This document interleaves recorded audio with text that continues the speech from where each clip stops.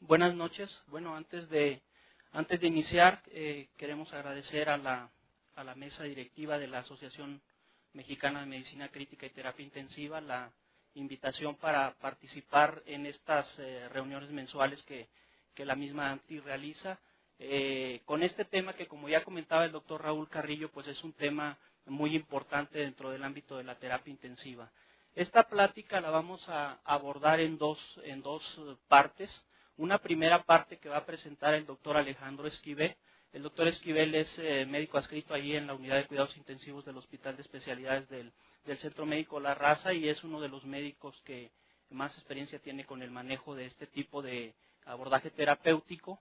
Él nos va a hablar de un panorama general de la insuficiencia renal aguda en el paciente críticamente enfermo, de las modalidades de tratamiento que podemos ofrecer con este tipo de terapias. Y la segunda parte, hablaré yo acerca de lo que hay en la literatura en relación a este tipo de terapias, qué sí, qué no, cuándo, cuánto, etcétera, etcétera, y obviamente los aspectos controversiales de la misma. Entonces, para abordar esta primera parte voy a dejar al doctor Alejandro Esquivel y yo hablo enseguida. Muchas gracias.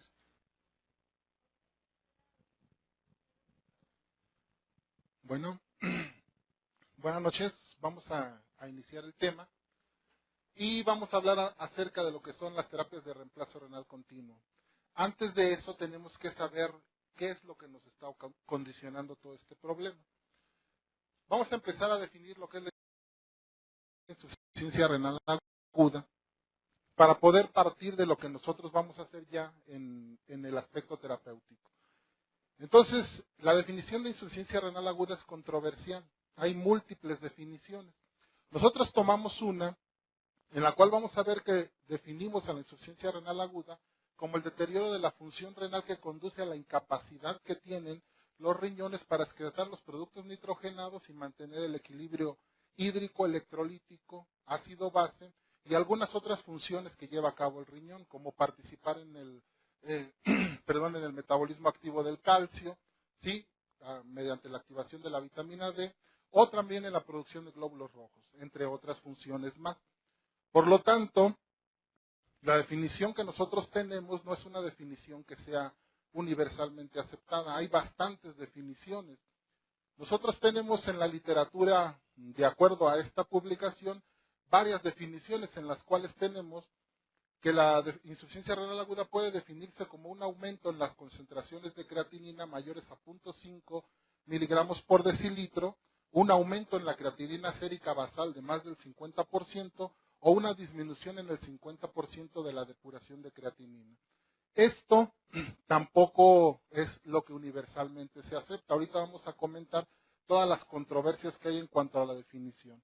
Y la otra es que es una disfunción renal que requiere alguna terapia de reemplazo o diálisis, dependiendo la que nosotros queramos utilizar.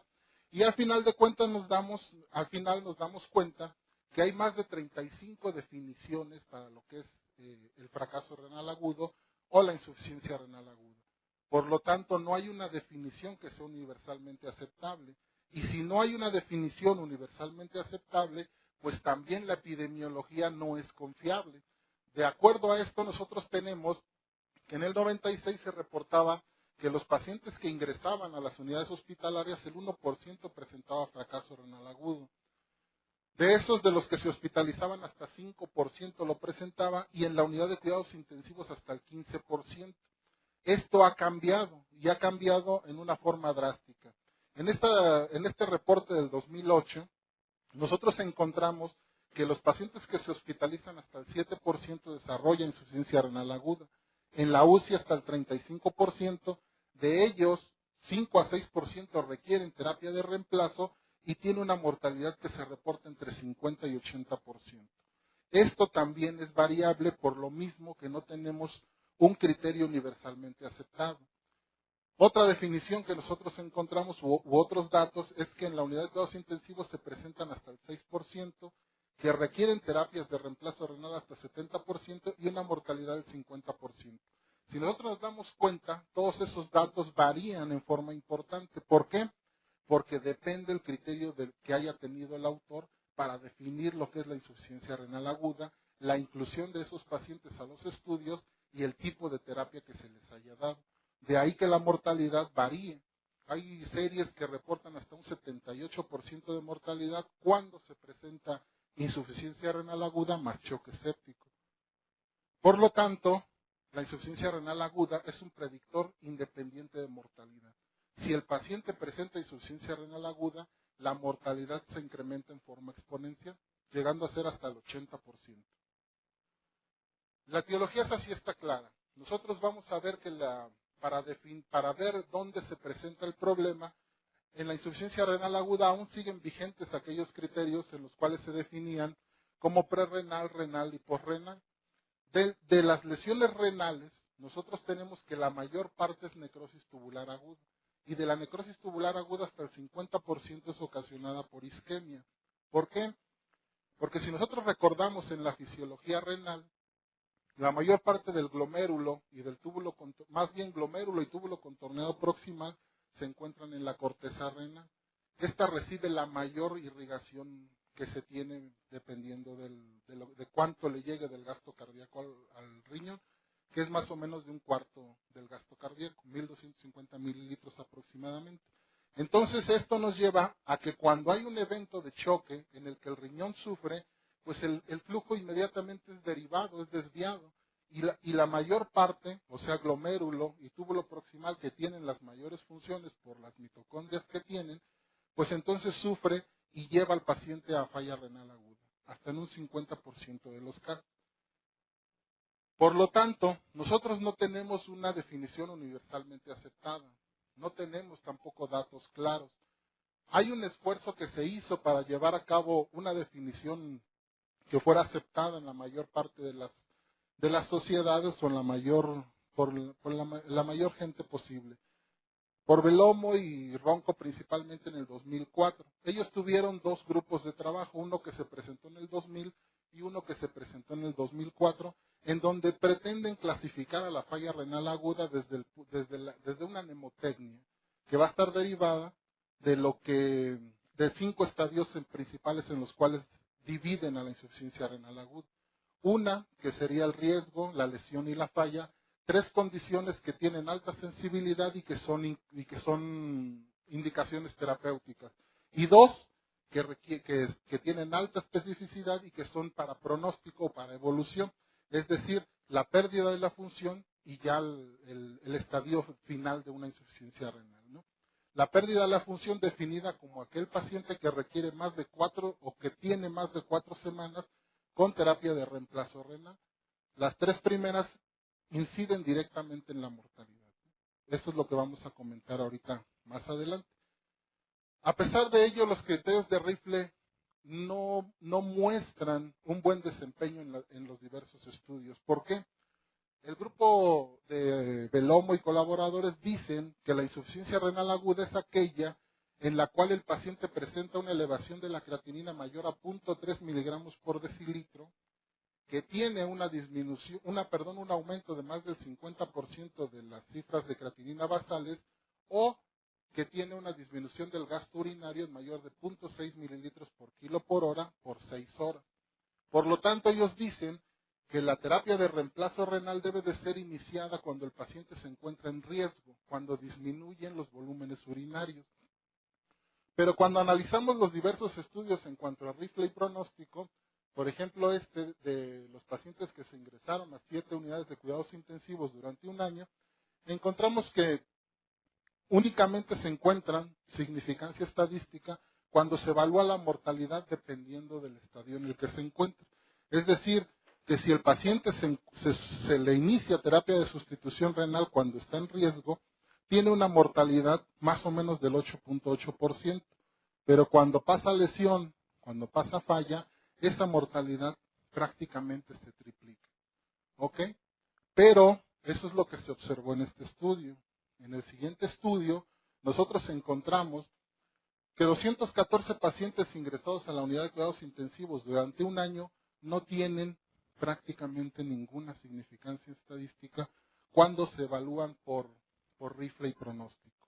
Es decir, que nosotros tenemos gran cantidad de estudios en los cuales hay evidencia que hay una mejoría cuando se inicia terapia de reemplazo renal temprano, pero también hay varios estudios que reportan que no hay ninguna diferencia en ellos.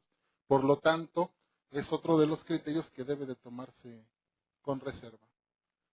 Al final de cuentas, al final nos damos cuenta que lo que nosotros necesitamos para el tratamiento es evaluar o prácticamente corregir las alteraciones que se presentan en la insuficiencia renal aguda. Por lo tanto, debemos de revertir lo que condicionó la falla, evitar que el riñón se dañe aún más, mantener el equilibrio electrolítico e hídrico, mantener el equilibrio ácido-base y, por lo tanto, tratar de imitar la función renal por medio del reemplazo renal. Eso es lo que nosotros teníamos hasta el 96. ¿Y qué es lo que estamos haciendo? Nosotros damos terapia de reemplazo renal continuo y actualmente se propone que ya no sea terapia de reemplazo renal continua, sino terapia sanguínea extracorpórea continua. ¿Por qué? Porque no únicamente hay indicaciones renales para llevar a cabo la terapia, sino que también hay indicaciones no renales. Por lo tanto, el concepto de terapia sanguínea extracorpórea continua es más exacto. Hablando de historia, nosotros tenemos que en 1977 Kramer describe la hemofiltración arteriovenosa. Estos son episodios clave dentro de la historia de las terapias de reemplazo renal. En 1980 se hace la hemofiltración con un catéter de doble lumen. En los 90 sale Ronco y Belomo y describen las terapias de reemplazo renal continuo de alto flujo o de alta dosis, teniendo como dosis alta más o menos 35 mililitros por kilo por hora, y en el 2000 el cambio de conceptos. Aparte del cambio de conceptos tenemos las terapias mixtas o las terapias híbridas o las diálisis de baja eficiencia pero con tiempo prolongado. Es decir, que nosotros cambiamos la hemodiálisis intermitente a una hemodiálisis continua por 6 horas y diariamente, que eso también ha demostrado mejoría en la sobrevida. Ya hablando de lo que es la terapia de reemplazo renal, nosotros teníamos que inicialmente había equipos rudimentarios. Actualmente tenemos equipos sofisticados. Las terapias que generalmente se utilizan son venovenosas y con bombas, fisiológicamente superior a la hemodiálisis intermitente y disminuye la mortalidad cuando se compara contra hemodiálisis intermitente. Al rato vamos a ver algunos resultados en los cuales esto es controversial. Hay indicaciones no renales para llevarlo y tenemos nuevos equipos que llegarán al mercado y los cuales vamos a poder utilizar probablemente el próximo año. Entonces nosotros tenemos que los equipos iniciales eran muy rudimentarios, eran prácticamente una bomba de circulación extracorpórea a la cual se le daba toda la terapia que nosotros queríamos. Actualmente no, actualmente ya tenemos un líquido de diálisis que corre a través de un filtro, tenemos una membrana semipermeable, tenemos 5 bombas y tenemos una una línea que regresa la sangre hacia el paciente y una línea que lo elimina, ¿no? Ahorita vamos a ver cómo se compone la máquina Prisma. Para dar la terapia de reemplazo renal nosotros tenemos varias máquinas. En México tenemos disponible la máquina Prisma. Y esta máquina Prisma está compuesta de 5 bombas principales, las cuales van a estar dependiendo de lo que nosotros ocupemos. Es decir, tenemos una bomba de sangre, una bomba de líquido de diálisis, una bomba de reinyección, una bomba de efluente y una bomba de parina. Tenemos 5 bombas que vamos a utilizar. Tenemos 4 sensores que también ocupamos y tenemos 2 dispositivos de seguridad que se le agregan al equipo. Es decir, tenemos un detector de aire ultrasónico y un detector de fugaz infrarrojo. Monitorizamos nosotros en este equipo flujos y presiones. Esta es la máquina que nosotros ocupamos para la terapia de reemplazo renal. Tenemos un panel de monitoreo en el cual nosotros podemos monitorizar todas las presiones que tiene el paciente. Tenemos 5 bombas principales. Tenemos la bomba de sangre, la bomba de reinyección, la bomba de dializante, la del efluente y tenemos 4 sensores principales también, ¿no? ¿Sí? Tenemos aquí un sensor de retorno, un sensor del filtro, un sensor de diálisis y un sensor del efluente. Cuando nosotros trabajamos, nosotros ocupamos estas 4 bombas dependiendo de la terapia que nosotros ocupemos, o a lo mejor ocupamos otras menos. Tenemos un sensor infrarrojo en el cual cuando la sangre pasa y el líquido que se elimina pasa hacia la bomba del efluente o a la bolsa colectora, este sensor ultrasónico detecta si hay sangre. Si lo detecta este sensor, inmediatamente se clampea, se bloquea la máquina y se evita que el paciente pierda sangre. ¿Por qué? Porque esta bolsa colectora más o menos tiene una capacidad de 5 litros. Si el paciente perdiera sangre, implicaría un riesgo para la vida. Tenemos un sensor de aire también como aditamento, el cual corre la sangre, pasa por el filtro, regresa, va a regresar por la línea de retorno. Tenemos aquí nuestro sensor de retorno y que es el sensor de aire. Si aquí se detecta alguna burbuja de aire, inmediatamente se bloquea el equipo y este es un clamp de seguridad que se cierra y por lo tanto impide que la sangre regrese al paciente y pueda tener algún evento de embolia aérea, ¿no? Entonces, así es como nosotros monitorizamos a los pacientes. Esta es la bomba de heparina,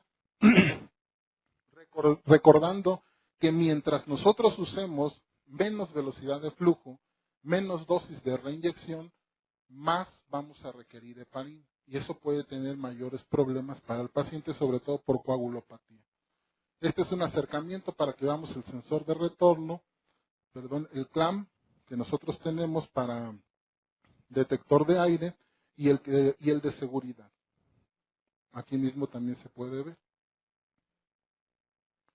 Entonces esta es la máquina que nosotros utilizamos, una máquina de monitoreo, un panel de monitoreo, un panel de bombas y sensores, 3 básculas principales que nos miden la línea de reinyección, la línea de diálisis y la bolsa del efluente. Pero este es el equipo nuevo, este es el equipo que probablemente se va a poder utilizar a partir del año próximo. Tenemos también las 4 bombas, tenemos los 4 sensores, tenemos el panel de monitoreo, tenemos un software nuevo y tenemos ahora 4 básculas para que nosotros podamos medir el peso igual del líquido de reemplazo, del líquido de diálisis, ¿sí?, de la bolsa colectora y una bomba más que nos puede permitir inyectar volumen al paciente. O también podemos inyectar heparina o podemos utilizar también la otra bomba de heparina. ¿Ok? Aparte, este equipo incluye varias modalidades nuevas. Nosotros en este equipo tenemos un filtro que puede ser preset o poset, es decir, el líquido de reemplazo llega antes del filtro, lleva a cabo su función, se elimina por la bomba del efluente y la sangre regresa al paciente.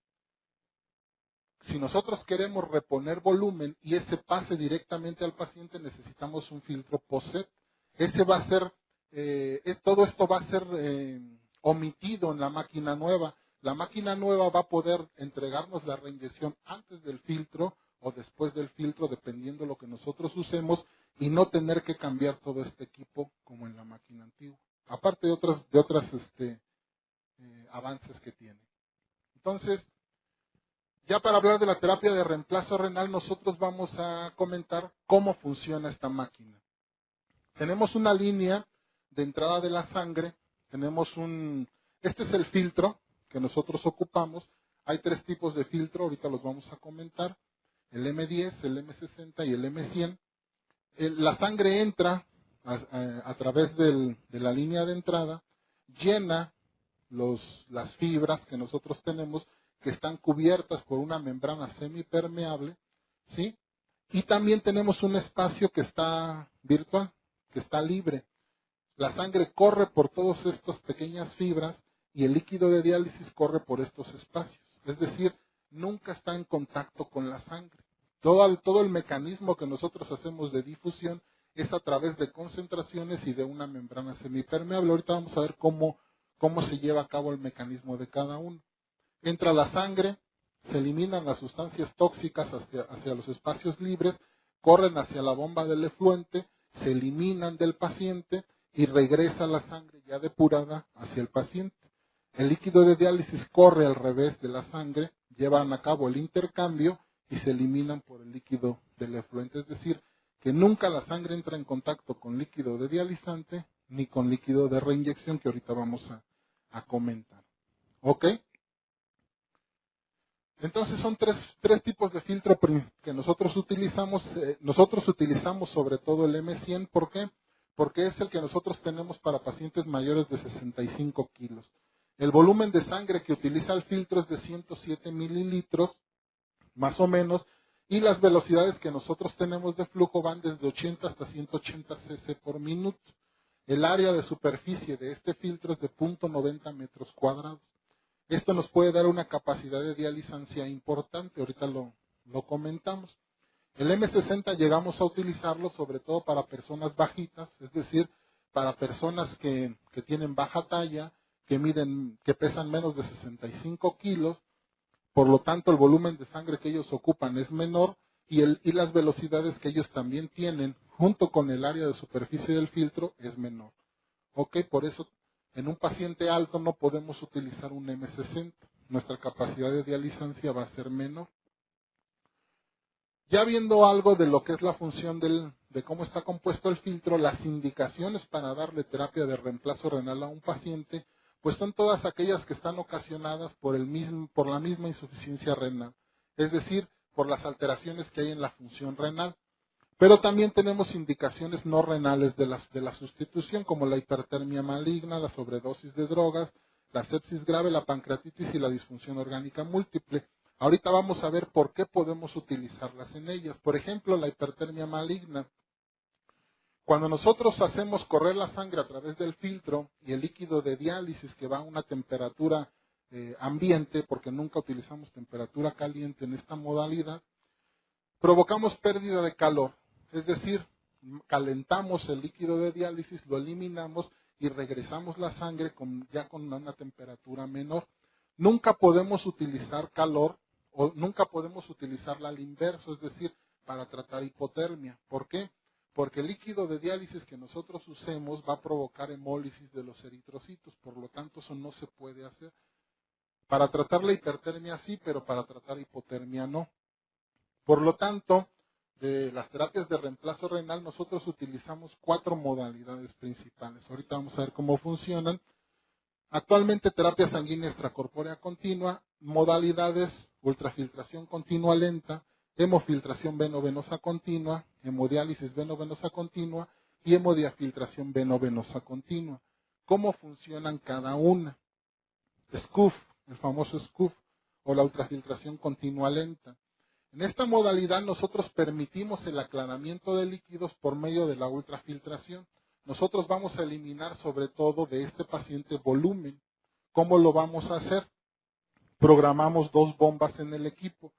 La bomba de sangre que puede ir hasta 180 mililitros minuto y la bomba de flujo hasta 2 litros por hora. Ok, nosotros podemos extraerle a un paciente hasta 2 litros de ultrafiltrado en 1 hora. ¿Cuándo lo ocupamos? Pues para pacientes que tienen insuficiencia cardíaca congestiva venosa, edema agudo pulmonar o sobrecarga hídrica de otra índole. ¿Ok? Entonces, ¿cómo lleva a cabo la ultrafiltración el equipo? La sangre viene del paciente, corre a través de las fibras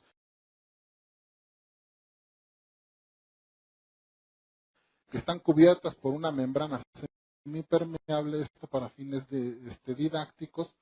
Entonces corre la sangre. Cuando la sangre entra al filtro genera un área de mayor presión, una presión alta dentro del filtro, y en el espacio externo se genera un área de baja presión.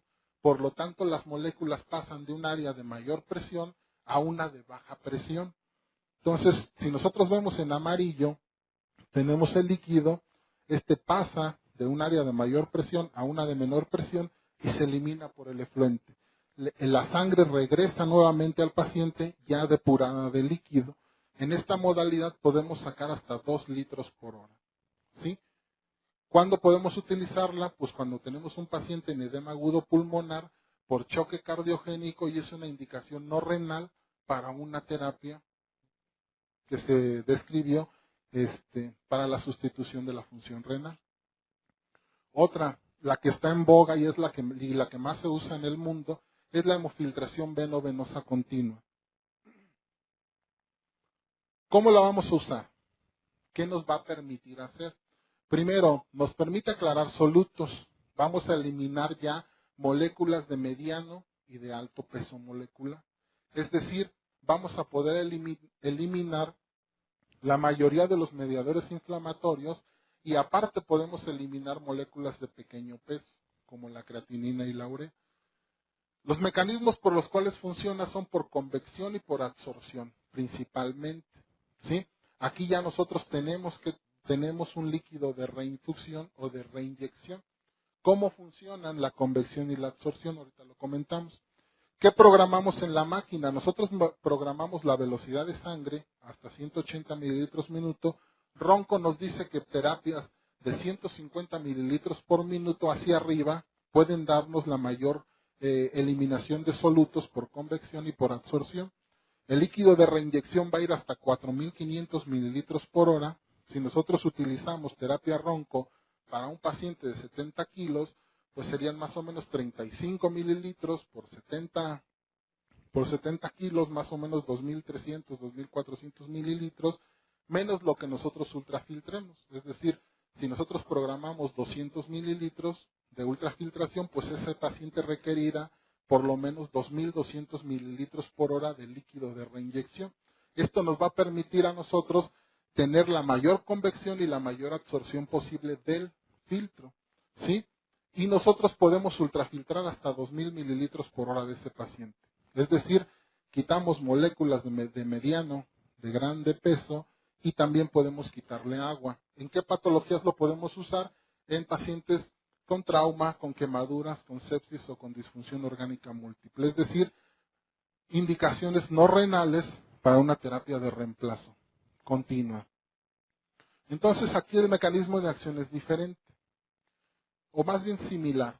Nosotros tenemos la sangre que corre de nuevo hacia el filtro, tenemos un líquido de reinyección que se junta con la sangre antes de que ésta llegue al filtro, lo que hace que la presión que se genera en el filtro sea aún mayor, ¿sí? A una cantidad importante, provocando que sea tan importante que las moléculas de agua y las moléculas de mediano y de grande peso pasen por gradiente de presión de un lugar de mayor presión a uno de menor presión y sean eliminadas a través del efluente. El resto de la sangre regresa ya libre, destoxificada al paciente. ¿Ok? Este es el mecanismo de convección. El mecanismo de absorción. Mientras nosotros utilicemos terapias de reemplazo renal de alto flujo o de alto volumen, cercanas a 35 mililitros por kilo, la mayoría de las moléculas se van a adherir a los poros del filtro, ¿sí? Eso es el mecanismo de absorción. Se satura el filtro, se le unen todas las moléculas, por lo tanto la vida media del filtro disminuye y su capacidad de dializancia también disminuye. Entonces este filtro, que normalmente dura 72 horas en cualquier paciente, cuando utilizamos esta terapia tenemos que eliminarlo en 24 horas máximo. Entonces nosotros estamos cambiando filtros cada 24 horas. Es una terapia que nos va a ayudar a muchas cosas y que también se ha asociado a mejoría en la sobrevida de los pacientes. Hemodiálisis veno-venosa continua. Aquí ya nosotros cambiamos el mecanismo de acción. Aquí ahora nosotros permitimos el aclaramiento de solutos, permitimos la eliminación de moléculas de pequeño peso y utilizamos dos mecanismos diferentes, difusión y ultrafiltración. La difusión va a estar dada porque un líquido de diálisis corre al revés del flujo de sangre. Ahorita vemos cómo lleva a cabo esa función. Programamos 3 bombas, la bomba de sangre, la bomba de diálisis. Aquí podemos nosotros dializar un paciente hasta 2.500 mililitros por hora de líquido de diálisis y podemos ultrafiltrar hasta 1 litro por hora. ¿Por qué? Porque cuando nosotros utilizamos este tipo de terapia, estamos tratando de eliminar la mayor cantidad de urea y de creatinina. Pero también podemos eliminar moléculas como la mioglobina. Es decir, que nosotros tenemos aquí 3 programaciones principales. ¿Cómo funciona esta modalidad? En esta modalidad ya nosotros tenemos el flujo de sangre que corre, ¿sí? Hacia un lado, el líquido de diálisis que se reinyecta y corre al contrario del flujo de sangre y provoca que este lugar que tiene una mayor concentración por el líquido de diálisis que estamos inyectando, jale la mayoría de los solutos hacia un espacio de mayor concentración, ¿sí? De mayor concentración a menor concentración y dado a través de un gradiente, a través de una membrana semipermeable, es decir, un mecanismo de difusión.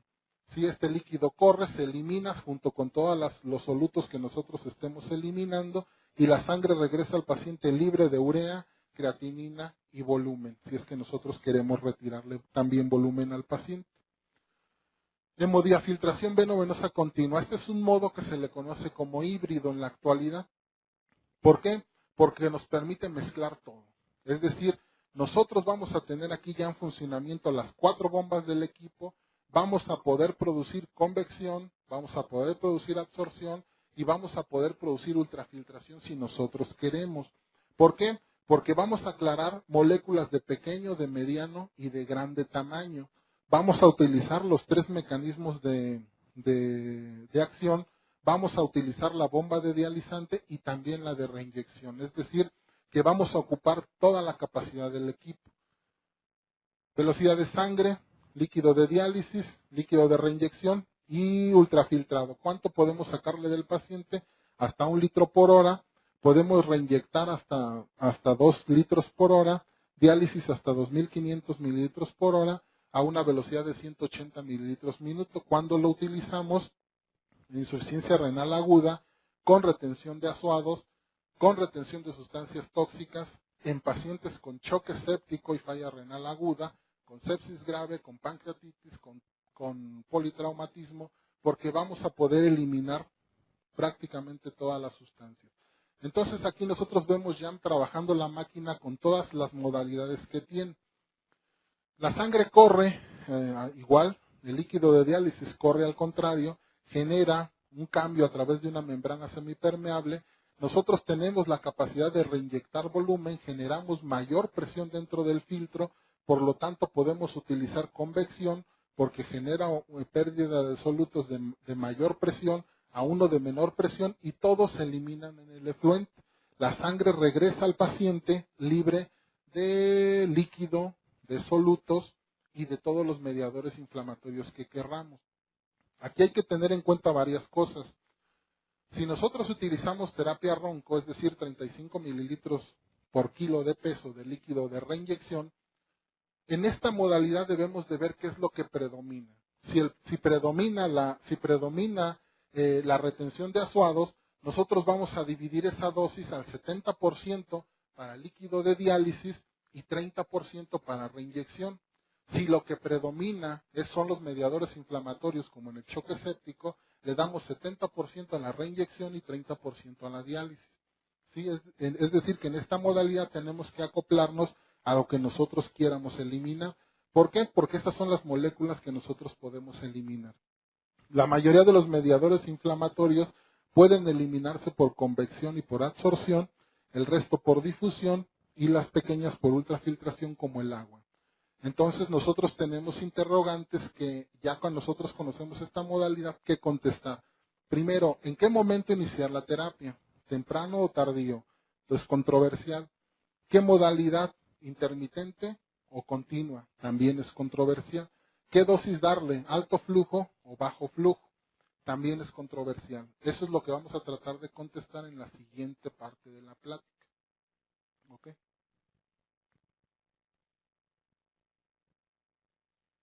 Lo malo de hablar después del doctor Alejandro Esquivel es que ya no deja nada que decir, porque dice todo y se consume todo el tiempo. Para tratar de contestar estas interrogantes, entonces uno tiene que irse a qué hay de evidencia, ¿no? ¿Qué dice la evidencia en cuanto al uso de estas modalidades de terapia de reemplazo renal? La primera interrogante es ¿cuándo iniciar el tratamiento? ¿Cuándo iniciar el reemplazo renal en el paciente que tiene insuficiencia renal aguda, falla renal aguda, lesión renal aguda o como queramos clasificar la disfunción que el paciente tiene de este órgano? Entonces hay una serie de estudios en los cuales se compara el inicio temprano del tratamiento contra un inicio más tardío. Este es el primer estudio que yo les quiero presentar, que se publicó hace unos 10 años más o menos. Fue un estudio retrospectivo que estudió 100 pacientes con trauma con un índice de severidad promedio de 35 y cuya pregunta de investigación de estos autores fue que si el tiempo en que se inicia la terapia de reemplazo renal en estos enfermos afectaba su pronóstico. Ellos catalogaron el inicio temprano o el inicio tardío de acuerdo a los niveles séricos de Boone. Si el paciente lo sometían a la terapia de reemplazo renal cuando el Boone era menor de 60 miligramos por decilitro, lo catalogaron como inicio temprano. Si lo iniciaron cuando el paciente ya tenía igual o más de 60, entonces esto se catalogó como tardío y ellos utilizaron estas modalidades de terapia. La hemofiltración arteriovenosa continua o bien la hemofiltración venovenosa continua. Y su objetivo fue evaluar la mortalidad. ¿Qué pasaba con la mortalidad de los pacientes cuando se iniciaba temprano o cuando se iniciaba tarde? Cuando leí el artículo, no dice mortalidad si en la terapia intensiva, si en el hospital, si ya estando también en su casa, cuánto tiempo iban a seguir a los pacientes para ver si fallecieron o sobrevivieron. Entonces, esos son dos puntos que no aclara el estudio. A pesar de ello, lo que encuentran los autores es que estos enfermos no tienen diferencias en la severidad de la lesión que tenían, tampoco encuentran que el inicio temprano o tardío de tratamiento modifica la estancia en el hospital, es prácticamente igual. No hay diferencias tampoco estadísticamente significativas en la duración de la terapia y tampoco en el porcentaje de recuperación de la disfunción renal de estos pacientes. Los días libres de diálisis después fueron similares en ambos grupos, pero lo que sí encuentran es una diferencia en la sobrevida. Entonces ellos concluyen que si los pacientes se les inicia la terapia temprano, cuando tienen menos de 60 de Boone, tienen una probabilidad de sobrevida mayor que si la inician más tarde. Esto sí, con diferencia estadísticamente significativa. Entonces, en base a estos resultados, uno puede pensar que hay que iniciar temprano. Sin embargo, como siempre ocurre en la medicina, no todos los resultados son consistentes, no siempre son consistentes. Y encontramos que más recientemente un estudio publicado en el 2005, que ya es un estudio prospectivo que sigue siendo observacional, incluye a 60 pacientes con choque séptico. Obviamente aquí hay diferencias en cuanto al diseño del estudio, en cuanto al tipo de pacientes. Ellos les dan primero un apoyo hemodinámico intensivo entre 6 y 12 horas desde que aleatorizan al paciente y después de completar este tiempo de apoyo hemodinámico a los pacientes, utilizan hemodiafiltración venovenosa continua por 3 días. Monitorizan el exceso de base, monitorizan la diuresis y evalúan la recuperación de la función renal y la mortalidad. Al mismo tiempo, al monitorizar el exceso de base, catalogan a estos pacientes en dos grupos. Un grupo que le llaman respondedores cuando el exceso de base mejora con esta terapia hemodinámica intensiva, o el grupo de los pacientes no respondedores cuando el exceso de base no se modifica. Encuentran lo siguiente: de los 60 pacientes, 2/3 partes responden a esta terapia ¿cómo se llama? A la terapia de diálisis. No es la respuesta al manejo hemodinámico intensivo, sino a la terapia de sustitución renal. Entonces, 2/3 partes sí responden. No hay diferencia en la edad entre respondedores y no respondedores. Tampoco hay diferencia en la gravedad de la enfermedad medida por esta escala, pero sí encuentran diferencias en la mortalidad. Es decir, los pacientes que mejoran el exceso de base tienen una mortalidad mucho menor, considerablemente menor que los pacientes que no mejoran. Prácticamente todos los pacientes que no responden se mueren, ¿no? Fallecen. Aquí está lo que ocurre con el exceso de base en estas dos gráficas, en los dos grupos, en los respondedores y en los no respondedores. Este primer periodo son las 6 a 12 horas de apoyo hemodinámico intensivo y a partir de aquí empiezan a monitorizar el exceso de base. a las primeras 12 horas de la terapia de reemplazo renal ya encuentran elevación del exceso de base y sobre todo a las 24 horas en los respondedores y en los no respondedores no. Y decíamos que monitorizan también la diuresis y aquí está lo que sucede con la diuresis de los dos grupos. Estos pacientes mejoran considerablemente su diuresis a las 24 horas mientras que estos prácticamente siguen oligúricos. Y esta es la curva de Kaplan-Meier en cuanto a sobrevida entre el grupo de respondedores y el grupo de no respondedores. Este estudio entonces apoya en cierto sentido el iniciar la terapia temprana porque 2/3 de los pacientes respondieron adecuadamente y de esos el 30% se murieron, mientras que los que no respondieron se murieron todos. Este es otro estudio más breve, más por ahí de la misma época del anterior, 106 pacientes catalogaron o iniciaron la terapia de reemplazo renal en los pacientes cuando tenían 6 horas de oliguria, definida la oliguria como una diuresis de 30 mililitros o menos por hora durante 6 horas. Vieron que tenían igual dependencia de diálisis, es decir, no hubo diferencias en la recuperación de la función renal y tampoco hubo diferencias en la mortalidad. Entonces, con estos resultados, pues la duda sigue persistiendo. O sea, ¿qué es mejor, darles terapia temprana o darles terapia tardía? Es una pregunta que todavía no tiene una respuesta contundente y que deberá seguirse investigando. Otra pregunta es, ¿cómo vamos a tratar a los pacientes? ¿Qué tipo de terapia de reemplazo renal hay que ofrecerle a los enfermos? Y estas son las modalidades de que se dispone. La diálisis peritoneal prácticamente en el paciente críticamente enfermo no tiene una gran utilidad, no vamos a hablar de ella. Sí, la hemodiálisis intermitente sigue utilizándose mucho y el tema que son las terapias de reemplazo renal continuo. Aquí hay otros dos modalidades híbridas que intentan estas modalidades aprovechar los beneficios de la hemodiálisis intermitente al mismo tiempo aprovechando los beneficios de las terapias de reemplazo renal continuo, como son la diálisis sostenida de baja eficiencia o la diálisis extendida, que se clasifican dentro de la hemodiálisis intermitente porque utilizan este sistema con flujos más bajos por tiempos más largos. Hay muchas modalidades de terapias de reemplazo renal continuo. La mayoría de las modalidades arteriovenosas tienden a desaparecer, se usan poco.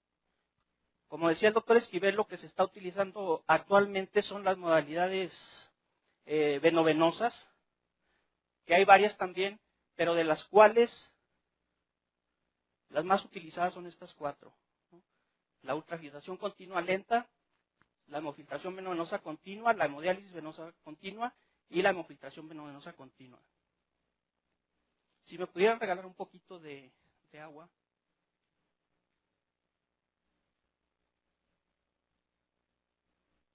Sí. Yo no sé cómo Alejandro habla tanto.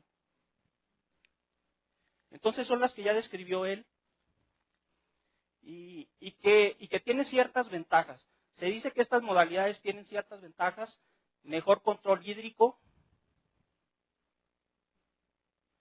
mejor control metabólico, menor inestabilidad hemodinámica, disponibles a la cabecera del enfermo y apoyo nutricional adecuado. Es decir, al paciente que le damos ese tipo de terapia, le podemos reemplazar desde el punto de vista nutricional adecuadamente. No tenemos que mover al paciente de su cama, ahí lo podemos dializar. Hay algunas unidades de terapia intensiva que tienen la posibilidad de proporcionar hemodiálisis intermitente en su cama, pero no todas, nosotros no la tenemos, así que tenemos que desplazar al paciente a una unidad de hemodiálisis. Se supone que el paciente se conserva más hemodinámicamente más estable y que permite un mejor control hídrico, pero tienen también desventajas. Obviamente requieren anticoagulación continua, aunque esto se está modificando, pero esto puede poner al paciente en riesgo de los problemas de la anticoagulación, riesgo de sangrado. Se expone al paciente continuamente a un circuito extracorpóreo que lo pone en riesgo de infecciones, reacción inflamatoria, etcétera, etcétera. Requieren una vigilancia estrecha y eso puede también ser un problema, porque los cuidados de enfermería que los pacientes requieren son intensos. Imaginen un paciente que tengan las enfermeras que esté orinando entre 3,5 y 5 litros por hora, hay que estarle cambiando las bolsas de dializado continuamente. Y eso implica que a veces una enfermera tenga que estar solamente con el paciente que tiene prisma. Y obviamente en nuestro medio la disponibilidad de recursos humanos de enfermería pues no está así como boyante, ¿no? Y entonces eso puede crear un problema tal que en algunas unidades de cuidados intensivos incluso no se puede utilizar este tipo de terapéutica porque no hay quien maneje la máquina prisma. Y obviamente el costo, se considera que el costo en pacientes con diálisis venovenosa continua puede costar hasta 3 veces más que lo que cuesta la hemodiálisis intermitente. Esto es un muy buen artículo que encontramos publicado en el JAMA en este año, que hace varias comparaciones, es un metaanálisis que compara varios aspectos de las terapias de reemplazo renal en los estudios que hay publicados. Por ejemplo, aquí comparan mortalidad y comparan varias cosas, ¿no? Este primer renglón, que a lo mejor los de atrás no pueden ver muy claramente, pero es un renglón que dice que compara las terapias de reemplazo renal continuo contra la hemodiálisis intermitente en relación a la mortalidad de los pacientes. Gracias, Paco.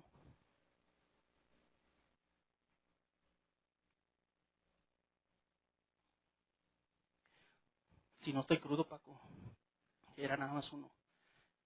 Casi son 900 pacientes los que se comparan entre todos los estudios, y lo que se observa es que el riesgo relativo para morir no es diferente utilizando hemodiálisis intermitente que utilizando hemodiálisis o terapias de reemplazo renal continuo. Aquí compara las terapias de reemplazo renal continuo con esta modalidad hídrica que mencionábamos, la hemodiálisis de baja eficiencia sostenida de baja eficiencia, y la mortalidad tampoco es diferente. Y así podemos ir viendo todos los parámetros que compara este metaanálisis y podamos darnos cuenta que todos los riesgos relativos en su intervalo de confianza pasan por el 0, de tal manera que no hay una evidencia suficiente para recomendar que una terapia o que una modalidad de sustitución de la función renal es mejor que otra para la mortalidad. Tampoco hay diferencias en cuanto a la dependencia de diálisis, es decir, en cuanto a la recuperación de la función renal. Otra vez, comparando hemodiálisis intermitente contra terapias de reemplazo renal continuo, si los pacientes recuperaron más y más rápido la función renal, no hay diferencias. Diálisis sostenida de baja eficiencia contra terapias de reemplazo renal continuo, tampoco hay diferencias. Aquí un poquito, que quizá es el que más diferencias muestra, es el inicio temprano contra el inicio tardío, pero favoreciendo al inicio tardío, aunque el riesgo relativo en su intervalo de confianza, el 95%, sigue pasando por el 0. Y aquí tenemos algo de lo que vamos a hablar ahorita un poquito más adelante, la dosis, ¿no? 35 mililitros por kilo contra 20 mililitros por kilo, y tampoco es estadísticamente diferente. Y cuando la variable pronóstica es una composición entre la mortalidad y la recuperación de la función renal, pues los resultados son prácticamente los mismos. La dosis. ¿Qué tanto darle de terapia de reemplazo renal a un paciente? Esto también ha sido motivo de controversia. Este es un estudio clásico que ya Alejandro se refirió mucho a él, publicado en el 2000 del doctor Claudio Ronco, 425 pacientes con insuficiencia renal aguda en la unidad de cuidados intensivos, y el grupo de ellos divide a estos pacientes en 3 grupos. Un grupo 1 al cual le dan una dosis de 20 mililitros por kilogramo de peso por hora, que incluye 146 pacientes. El grupo 2, la dosis se aumenta a 35 mililitros por kilo por hora, y en el grupo 3 se utilizan 45 mililitros por kilo por hora. La cantidad de pacientes en cada uno de los grupos pues es muy similar. Utilizan hemofiltración venovenosa continua, evalúan la mortalidad al día 15 y evalúan la recuperación de la función renal también al día 15, y esta recuperación en base a los criterios de diuresis, recuperación de la diuresis, de la depuración de creatinina y de los niveles séricos de BUN y de creatinina. Y esto es lo que encuentran.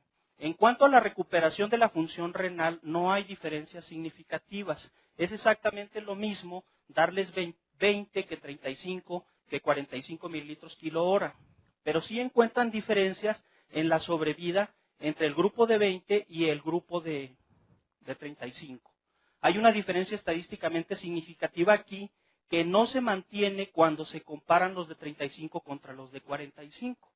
Por eso, en base a estos resultados, surge la famosa dosis ronco, ¿no? La dosis de ronco, de 35 mililitros por kilo por hora. Esta es la curva de Kaplan-Meier en cuanto a mortalidad, perdón, a sobrevida. Este es el grupo 1, los de 20 mililitros kilo hora, que son los que más probabilidad de morir tienen. El grupo 2, aquí hay una diferencia significativa, pero no entre el grupo 2 y el grupo 3.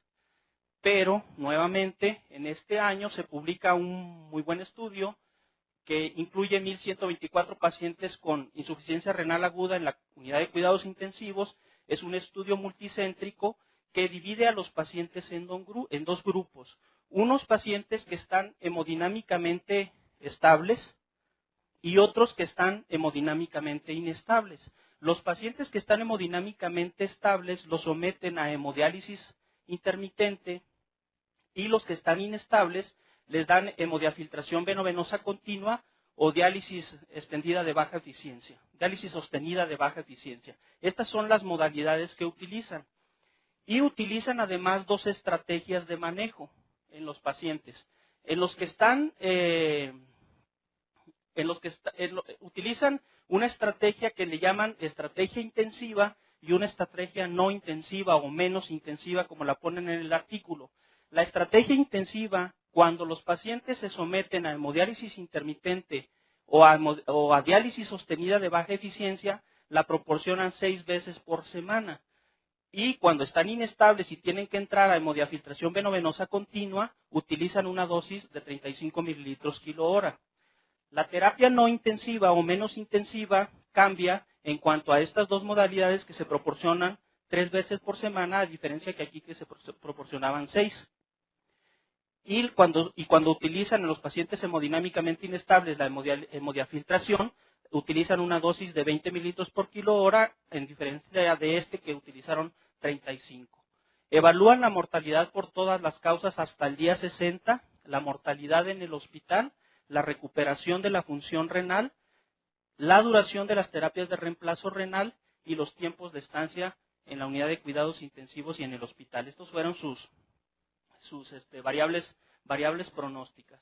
Y esto es lo que ellos encuentran, que es una tabla un poquito cargada, a lo mejor no, esto conviene analizarlo un poquito con más calma, pero lo que sí podemos ver ahorita es el valor de las P, el valor de la P en todas las comparaciones entre la estrategia intensiva, la estrategia menos intensiva. Aquí están los promedios o los porcentajes dependiendo de qué variable se trata, y aquí están la razón de momios con su intervalo de confianza del 95%, y lo que podemos observar es que no hay diferencias significativas cuando se utilizan dosis grandes, ya sea de hemodiálisis intermitente o de terapias de reemplazo renal continuo.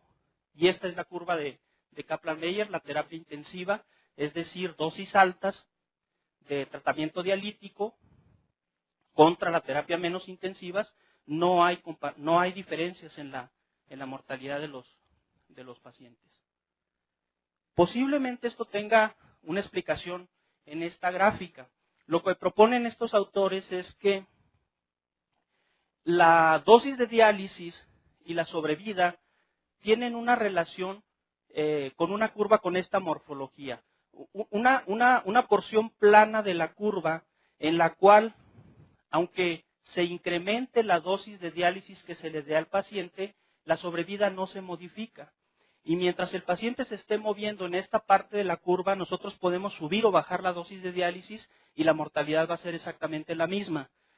Pero puede llegar el paciente a caer en una región dependiente de dosis en que ahora sí, si nosotros incrementamos la dosis de diálisis, la sobrevida se va a incrementar también. Y posiblemente esto sea una explicación por la cual algunos estudios Con pacientes que se están moviendo en esta parte de la curva no muestran diferencias en sobrevida dependiendo de la dosis, pero otros sí.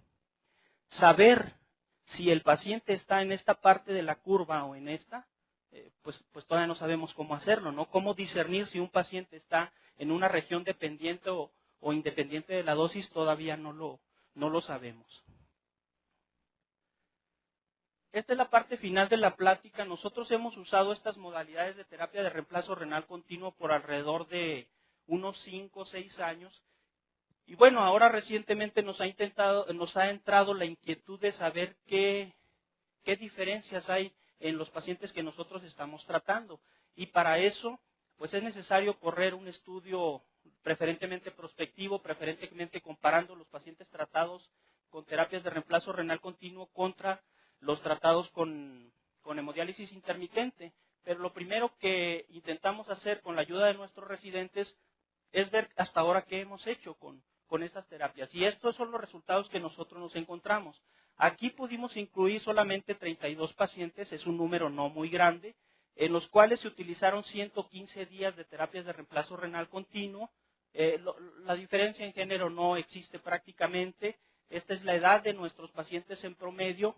Y el primer hallazgo que nos salta es que la mayoría de los pacientes que nosotros sometimos a terapias de reemplazo renal continuo estaban en el estadio falla de rifle, ¿no?